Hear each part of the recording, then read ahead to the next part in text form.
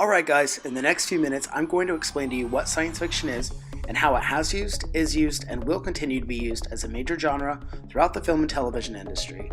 First off, what exactly is science fiction? The dictionary defines science fiction as fiction based on imagined future scientific or technological advances and major social or environmental changes, frequently portraying space or time travel and life on other planets.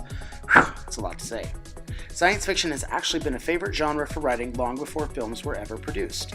Science fiction writing dates back to the 8th century. Around this time, Beowulf was written. Earlier science fiction literature usually lacks technology or imagined technology.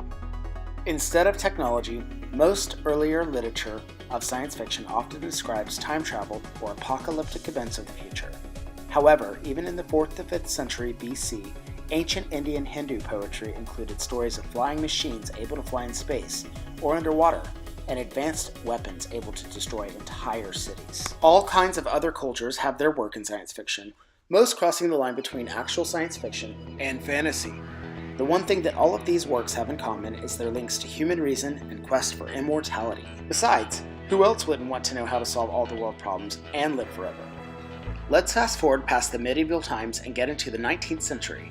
During this time, two great men named Jules Verne and H.G. Wells wrote some pretty cool scientific romance novels. Verne is best known for his 1860s classic, Journey to the Center of the Earth, and 20,000 Leagues Under the Sea.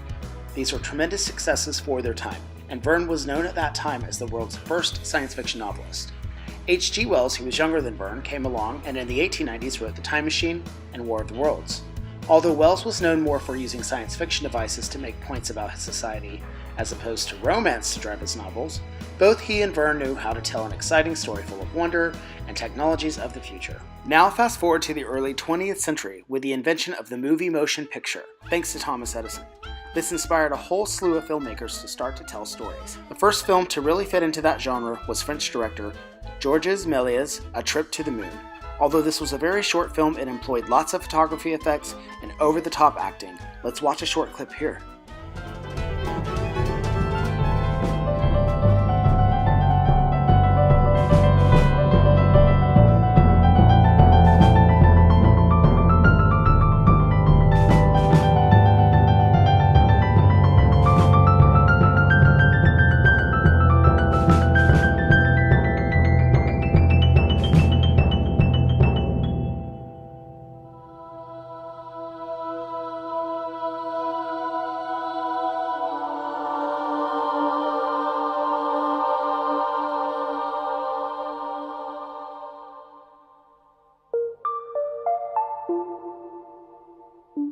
From this clip, you can see things that are typical of science fiction films, including large machines that can travel in space, future or otherworldly societies, and elaborate costuming and set design.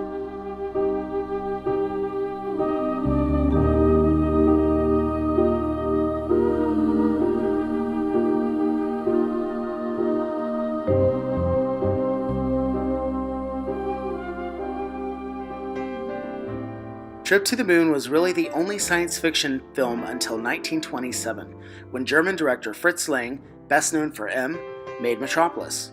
Metropolis is about a dystopia in the nearby future. Although the movie follows a storyline with plots and obstacles, what is really fascinating about it are the wide shots that show the city of the future.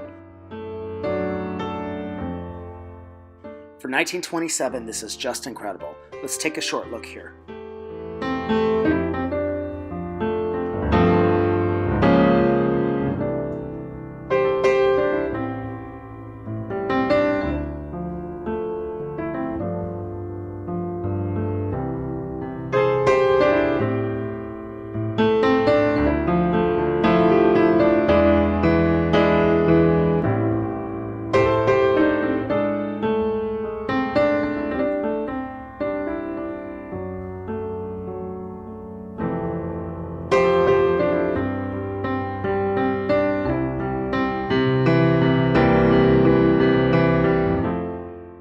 During the 1920s and 30s, the advancements of train, planes, automobiles, and even architecture were becoming ever more apparent. With this, a society obsessed with the future emerged and inspired a slew of writers and filmmakers to make films about this. In the 1930s, we saw Frankenstein, Dr. Jekyll and Mr. Hyde, and The Walking Dead. In the 40s, we saw Mysterious Island, inspired by Jules Verne, as well as The Flying Serpent. During this time, we were in World War II. Because of World War II, the movie industry boomed, with more and more people going to the movies to escape the war and all of the horrible things that go with it. Also, during and slightly after the war, new technologies were created to advance in filmmaking. The 50s gave way to some of the greatest science fiction films that we know today, and have since been remade several times over. Some of these films include The Day the Earth Stood Still, Superman and the Mole Men, Creature from the Black Lagoon, Earth vs. the Flying Saucers, Godzilla, Invasion of the Body Snatchers, and The Fly, to name a few. This wave of new films was mostly inspired by the fear of the American people from after the war. All Eyes on the Sky led to stories of UFOs and mutant creatures. Science fiction remained a staple genre throughout the 60s as well, but it wasn't until 1968 when Stanley Kubrick directed the masterpiece, 2001: A Space Odyssey. This film set a whole new precedent for science fiction moviegoers and filmmakers. Although almost 50 years have passed since this film came out, the special effects are still breathtaking, and the views still ask questions about the nature of advanced civilizations and the human consciousness. Open the pod bay doors, please, Hal. Let's take a quick look here at this amazing masterpiece of a film by Stanley Kubrick. Open the pod bay doors, please, Hal.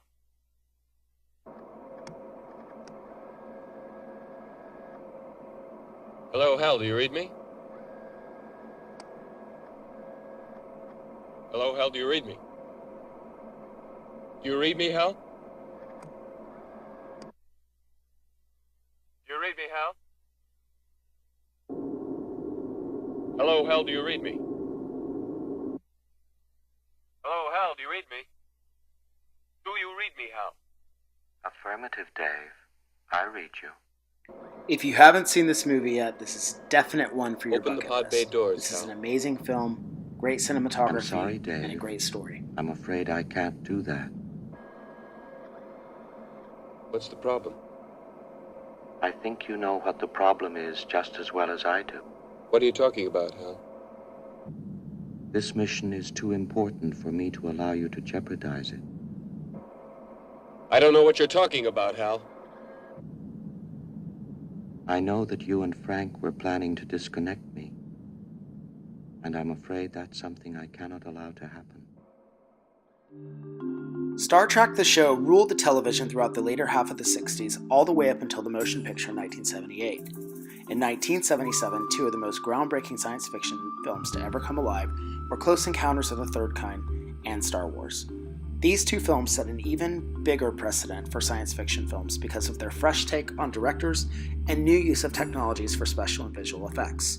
Star Trek, along with Star Wars, became the reigning go-to for science fiction film lovers and helped open up the genre to even more people who may have never been turned into science fiction. This was in part to both films' use of amazing characters, narratives, and story worlds. Even today, these two franchises continue to awe and inspire audiences all over the world.